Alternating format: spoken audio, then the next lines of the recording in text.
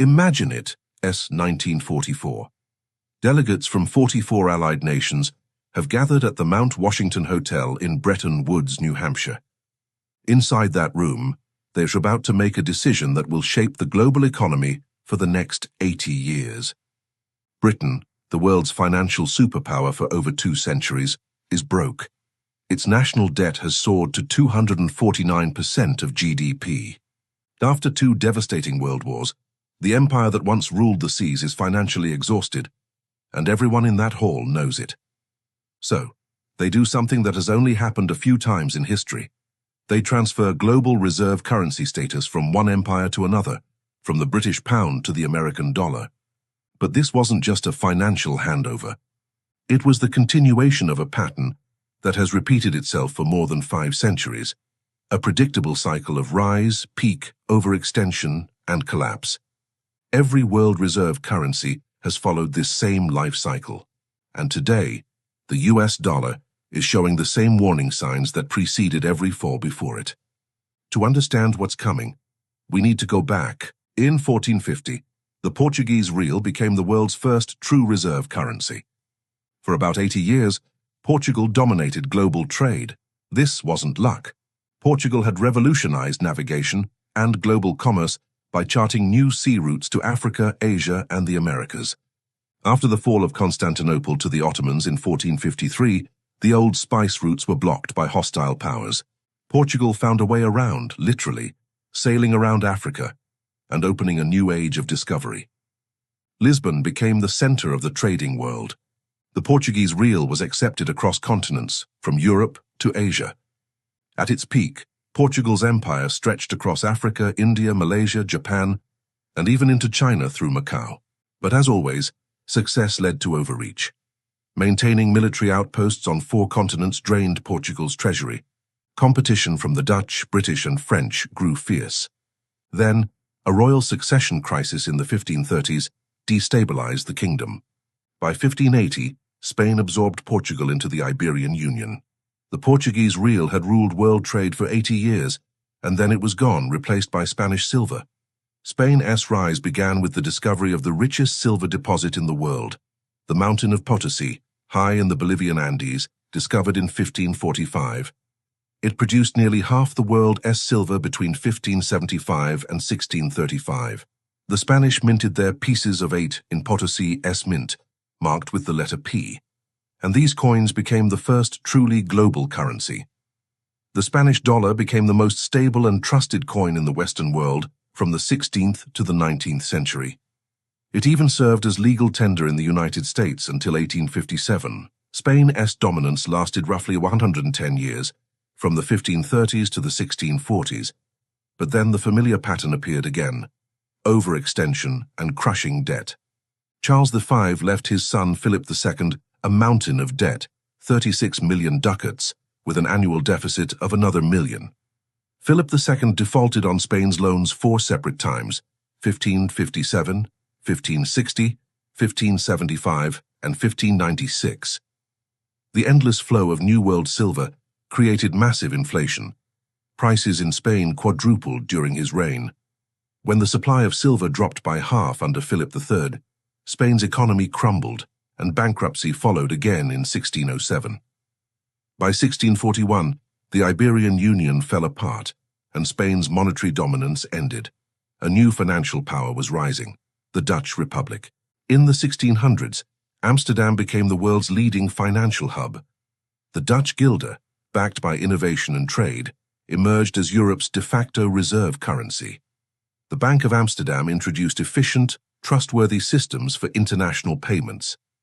Dutch merchants and investors pioneered modern finance itself.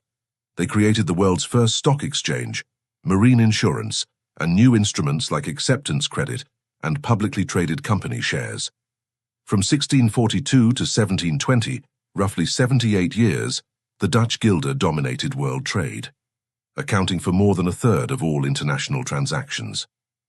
But even the Dutch fell into the same trap: military overreach, especially during the Fourth Anglo-Dutch War, 1780-1784, bankrupted the country.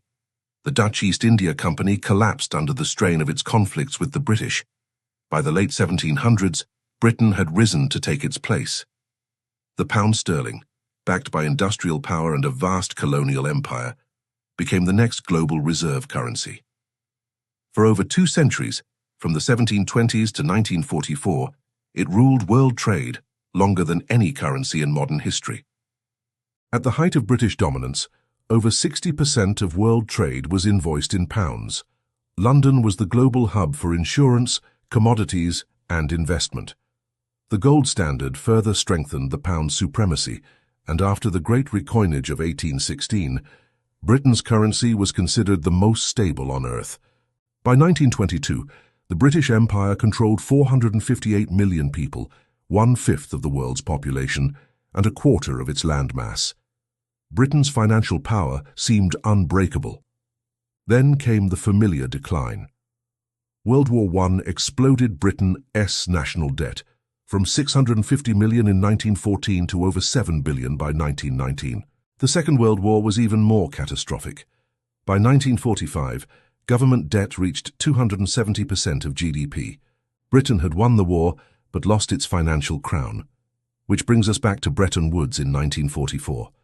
Over 700 delegates from 44 allied nations gathered between July 1st and July 22nd to rebuild the global financial system.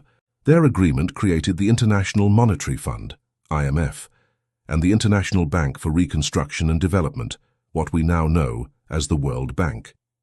The Bretton Woods system tied every major currency to the US dollar, and the dollar itself to gold at $30 per ounce. The transition from pound to dollar was now official. For the next quarter century, the US dollar reigned supreme until 1971, when President Richard Nixon suspended the dollar's convertibility into gold. The gold standard was gone, but the dollar didn't collapse. Instead, it found a new anchor: oil. After the 1973 OPEC oil crisis, the US struck a strategic deal with Saudi Arabia. In exchange for American military protection, Saudi oil would be priced and sold exclusively in US dollars. By 1975, every OPEC member had agreed to do the same. Thus, the petrodollar system was born. Because every country needed oil, every country needed dollars. This artificial global demand allowed the US to run massive deficits that would have crushed any other nation's currency. For decades, dollar dominance was unquestioned.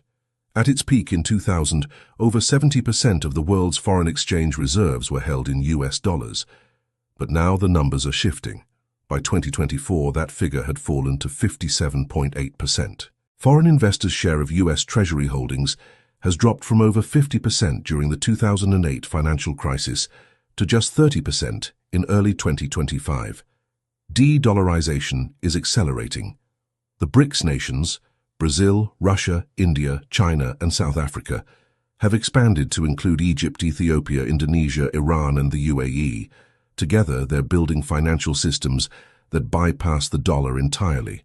As of 2025, 10 BRICS members and 13 partner nations are developing the BRICS Bridge Payment Network to settle transactions using central bank digital currencies. Meanwhile, America's own balance sheet is under strain.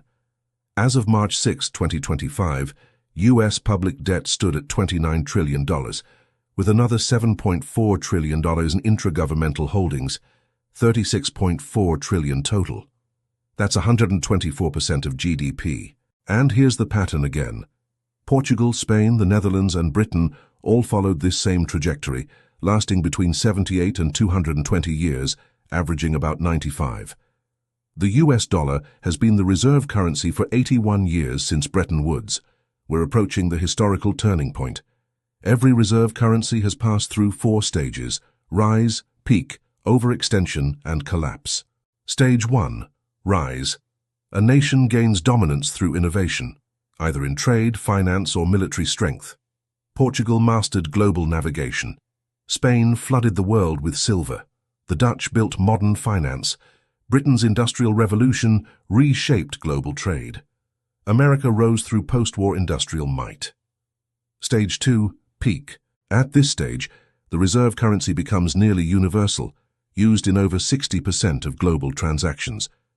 The empire seems untouchable. Stage 3. Overextension.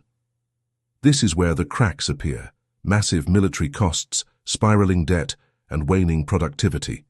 Portugal stretched across 4 continents. Spain defaulted repeatedly. The Dutch bankrupted themselves fighting Britain. Britain's debt hit 270% of GDP after the World Wars. The US today carries debt at 124% of GDP and has spent $8 trillion on Middle East wars alone. Stage 4. Collapse. The reserve currency loses trust and power shifts elsewhere. Every empire has faced this reckoning. What happens next? History offers clues. Portugal never regained its influence after Spain's conquest in 1580.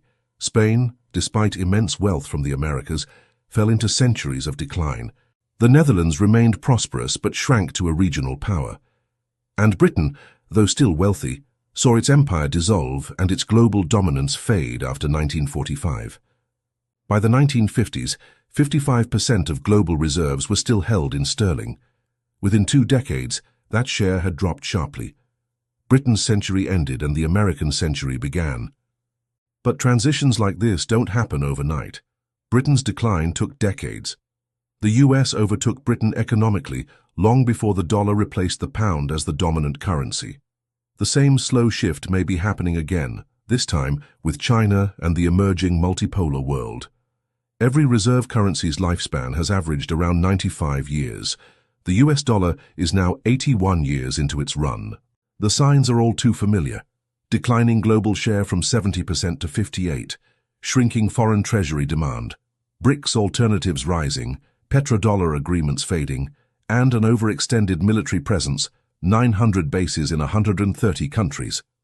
The pattern that has defined 5 centuries of economic history is repeating. The only question left is how fast the transition will unfold, and who will lead the next financial era. Will it be gradual, like Britain's slow descent, or sudden, like the Dutch collapse? Will a single new power emerge, or will the future be multipolar, with several reserve currencies sharing global influence? History doesn't repeat itself perfectly, but it rhymes. And if the rhyme holds true, we're nearing the final verses of the dollar's dominance.